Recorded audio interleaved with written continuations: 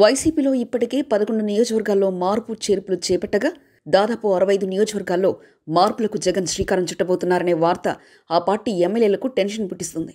ఇదిలా ఉంటే రెండో విడత ఇన్ఛార్జీల మార్పుకు సంబంధించిన జాబితాను విడుదల చేసేందుకు జగన్ కసరత్తు చేస్తున్నారు. వచ్చే ఎన్నికల్లో టికెట్ల విషయంలో జగన్ కీలక నిర్ణయాలు తీసుకుంటూ ఉండడం, పెద్ద ఎత్తున మార్పులకు శ్రీకారం చుట్టడంతో ఏ నియోజకవర్గంలో ఏ ఎమ్మెల్యే సీటు గల్లంతు అవుతుందో అన్న టెన్షన్ ఆ పార్టీ ఎమ్మెల్యేలో నెలకొంది. సర్వే నివేదిక ఆధారంగా ఈ మార్పులకు జగన్ శ్రీకారం చుట్టారు.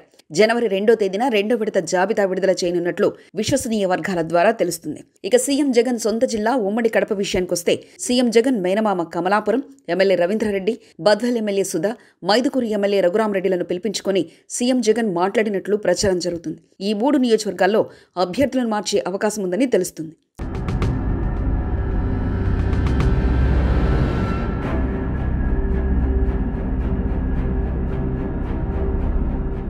అదేవిధంగా రైల్వే కోడూరు ఎమ్మెల్యే శ్రీనివాసులు, రాజంపేట ఎమ్మెల్యే మేడా మల్లికార్జునులకు కూడా టికెట్ ఇచ్చే అవకాశం లేదని టాక్ వినపడుతుంది.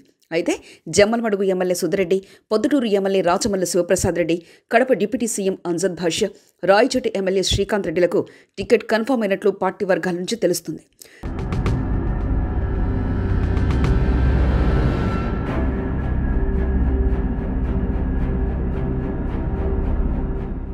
రీజనల్ కోఆర్డినేటర్తో జరిగిన సమావేశంలో సీటు ఇవ్వని వారికి జగన్ నేరుగా ఆ విషయాన్ని చెప్పి పార్టీ మళ్లీ అధికారంలోకి వచ్చిన తర్వాత సముచిత స్థానం కల్పిస్తామని, టికెట్ రాలేదనే అసంతృప్తితో ఎటువంటి తొందరపాటు చర్యలకు దిగవద్దని నచ్చచెప్తున్నారట.